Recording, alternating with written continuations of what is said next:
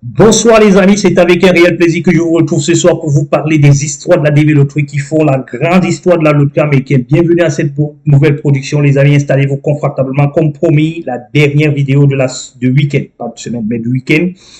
Elle vous sera faite maintenant, elle sera publiée également maintenant pour que vous puissiez commencer une semaine apocalyptique, non pas apocalyptique mais apocalyptique dans la joie naturellement et non dans la douleur les amis. Nous vous souhaitons donc une très bon début. Premièrement, bon début de la semaine parce que nous sommes en début de semaine et naturellement bon début du mois parce que le mois a également commencé. Les visas bulletins sont normalement à prédire, mais aujourd'hui on va prédire les visas bulletins, mais avant cela nous allons également parler comment se déroulent les interviews dans les différentes ambassades. Nous allons parler aujourd'hui de la procédure de déroulement des interviews. Restez donc connectés tout au long de cette vidéo parce que vous allez apprendre quelque chose de super important. Nous avons donc notre premier délice qui va normalement passer son interview ce mois de décembre. Nous sommes en train de tout préparer pour que nous faisons le first in et que ça soit le first out de positif.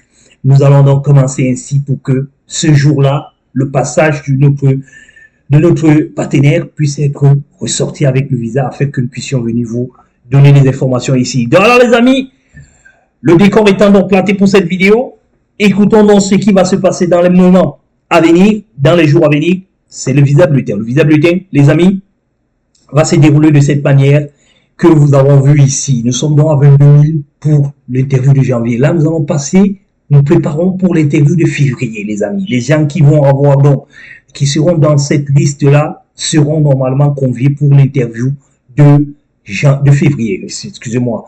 Et février, et sachez aussi que nous, par contre, nous avons un œil très regardant dans le mois de janvier, parce que le mois de janvier, il sera pour nous le mois capital. Nous aurons donc l'accès dans les visas bulletins, dans les données CAC, qui vont nous permettre sur Telegram, j'allais dire, sur Telegram, sur le site de la DV Loterie, ça va nous permettre normalement de mieux comprendre. Et nous allons faire un très bon résumé de l'ensemble des CN qui seront distribués ou qui seront disponibles pour que nous puissions vous donner le nombre de CN non encore soumis des DS, qui n'ont pas encore soumis les DS. Et en cette période-là, ça sera pas la limite, mais ça sera déjà le complet. C'est-à-dire que ceux qui vont soumettre au-delà de cette date seront en danger, les amis. Comme nous l'avons dit, cela va nous permettre de faire le tamis. Les questions qui reviennent toujours, nous qui sommes de 1111, nous avons perdu de l'espoir, les amis. Il n'y a pas d'espoir de perdu, les amis. Nous vous le disons tous les jours.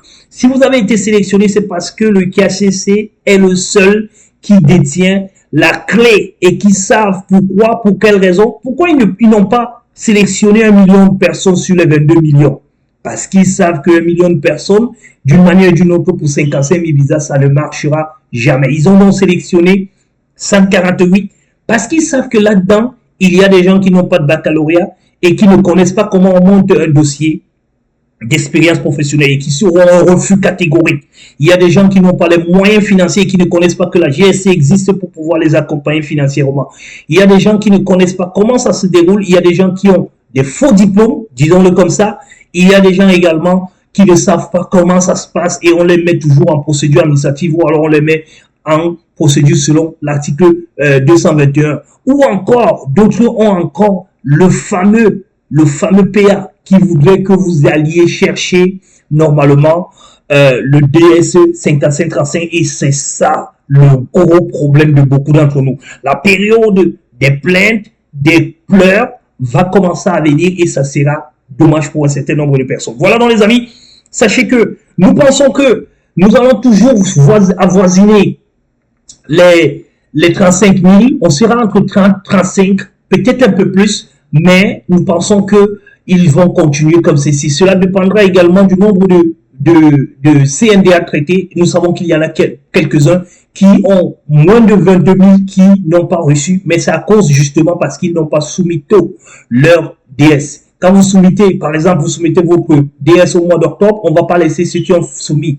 en mai pour venir traiter le vôtre et on traite les DS de tout le monde qui a soumis, si le DS 1111 a soumis son DS, si le CN 1111 a soumis son DS le 20 mai, et que vous qui avez le DS, le case number de 11 000, et que vous avez soumis en novembre ou bien en octobre, sachez que le KCC va d'abord traiter le dossier de 111 000 pour pouvoir le caser et le mettre quelque part avant maintenant de programmer, de faire le vôtre, avant ensuite de vous programmer en premier. Parce que traiter le dossier par le KCC ne veut pas dire programmer. Le KCC traite, il regarde tout de suite les visas bulletins pour pouvoir programmer. Donc, si votre dossier n'est pas encore traité par le KCC, il ne sera pas programmé. Mais il pourra être programmé lors de le prochain envoi des secondes lettres. Donc, soyez tout simplement patient. Ça, c'est la première chose. Deuxième chose,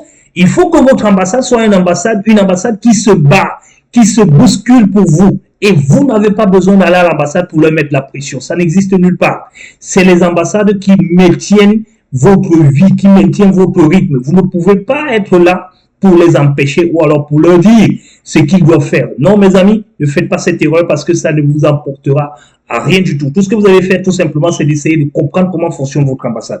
Et nous avons des correspondants sur place. Nous pouvons, à partir d'un certain temps, commencer à faire quelques en fonction naturellement de notre audience dans cette chaîne, en fonction également de nos partenaires. Parce que maintenant, nous ne parlons plus du client. Le client, c'est un peu trop professionnel. Nous parlons de partenaires. Parce de nos partenaires qui nous font confiance, nous allons donc essayer aussi de faire des globalités en essayant tout simplement de parler des différentes ambassades, des difficultés que vous rencontrez là-bas, comment est-ce que faire pour pouvoir passer ces difficultés, afin que nous puissions normalement bousculer un petit peu pour vous. Voilà donc les amis, nous avons dit cela, prédiction, donnez ce AC. Ce mois, ça sera aux alentours de 30 à 35 000. Nous espérons, Inch'Allah, nous gardons espoir, nous conservons cet espoir-là et nous savons que ça va avancer, les amis. Voilà l'information dont je tenais à vous donner comme suite. Et maintenant, les amis, sachez qu'au niveau des ambassades, normalement, vous devriez avoir deux choses. La première chose que vous devez avoir dans les ambassades, c'est de savoir comment est-ce que ça se passe.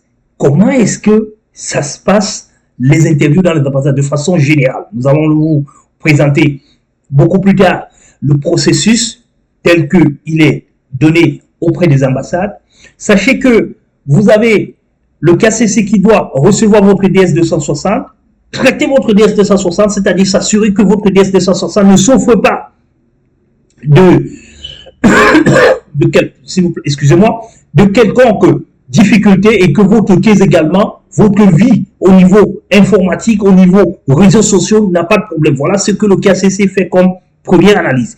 Et cette analyse-là est envoyée au même moment à vous, non pas vous, mais est envoyée au même moment, j'allais dire, une seconde lettre est envoyée à vous et au même moment à l'ambassade pour que les ambassades puissent accepter votre programmation. Donc, votre lettre, vous envoyez à partir du KCC qui reçoit et qui décide que vous devez passer à cette période. En fonction, naturellement, de l'ambassade. Est-ce que l'ambassade a des capacités de réception du personnel? Est-ce que c'est une grosse ambassade? Est-ce que c'est une ambassade qui est capable de pouvoir accueillir autant de monde?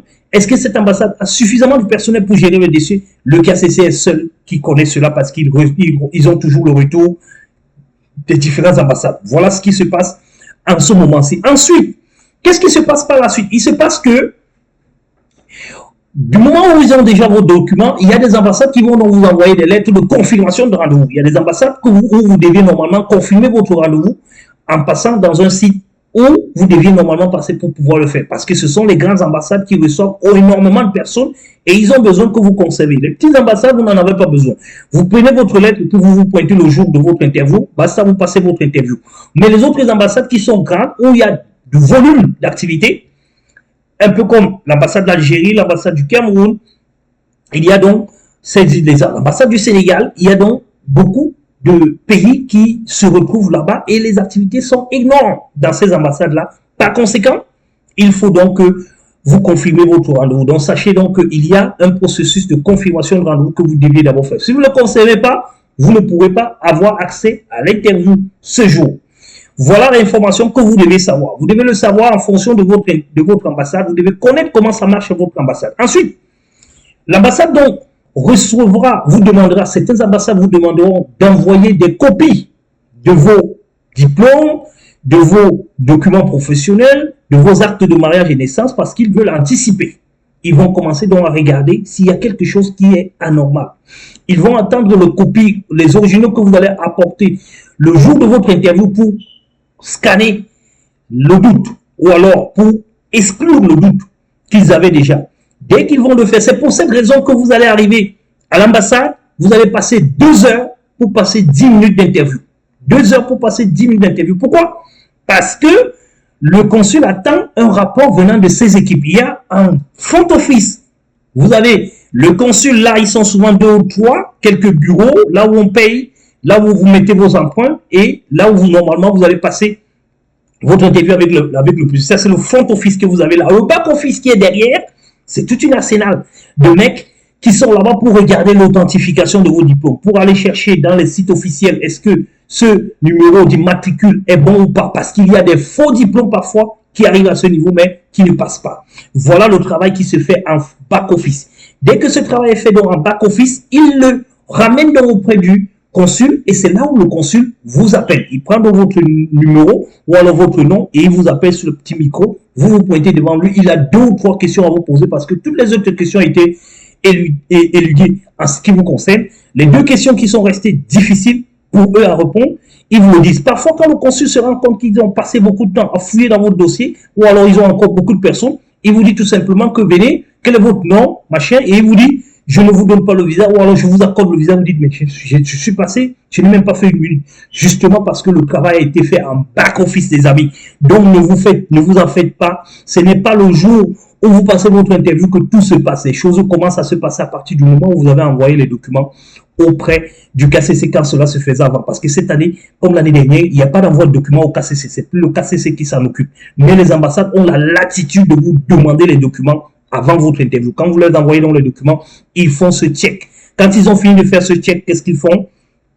Ils mettent dans le point ce qui les intéresse et ils font le message auprès du consul et c'est le consul qui finalise donc votre demande de visa. Et voilà les amis, voilà comment est-ce que ça se passe et dans toutes les ambassades, c'est comme ça que ça se passe. L'ordre peut changer, mais le fond de ce dont nous parlons aujourd'hui ne peut que se dérouler comme ça. L'objectif, c'est de vérifier l'authentification à travers les sites officiels parce que ce sont les ambassades sont des organismes qui travaillent avec le ministère de l'extérieur de ces différents pays et ces ministères-là ont l'obligation de mettre en place des canaux de correspondance pour pouvoir avoir les réponses à toutes les questions qui sont posées. C'est la raison pour laquelle parfois vous pouvez vous retrouver avec un PA qui ne s'explique pas, vous ne savez pas la raison pour laquelle. Mais nous, GSC, qu'est-ce qu'on fait? On va à la source pour savoir, premièrement, quelle est la raison de votre PA. Dès qu'on découvre la raison de votre PA maintenant, on met une stratégie en place pour répondre, pour apporter les éléments justificatifs, pour lever le doute si jamais il y a le doute. Mais attention, quand vous ne connaissez pas l'origine de votre blocage, comment voulez-vous débloquer? Voilà donc les amis, cette vidéo était donc destinée à vous faire du plaisir en cette fin de semaine, en cette fin de week-end et en ce début de semaine, afin que nous, vous et nous soyons toujours en contact, en pleine analyse, en pleine configuration. Et comme je vous l'ai dit, passons un très bon mois de décembre. Et sachez que nous allons revenir en force en début d'année. Nous comptons beaucoup sur le grand Dieu afin qu'il puisse nous donner de l'énergie, de l'inspiration et qu'il puisse nous donner des efforts pour continuer à vous apporter des réponses à vos différentes questions. Bonsoir et bon week-end. Bye bye.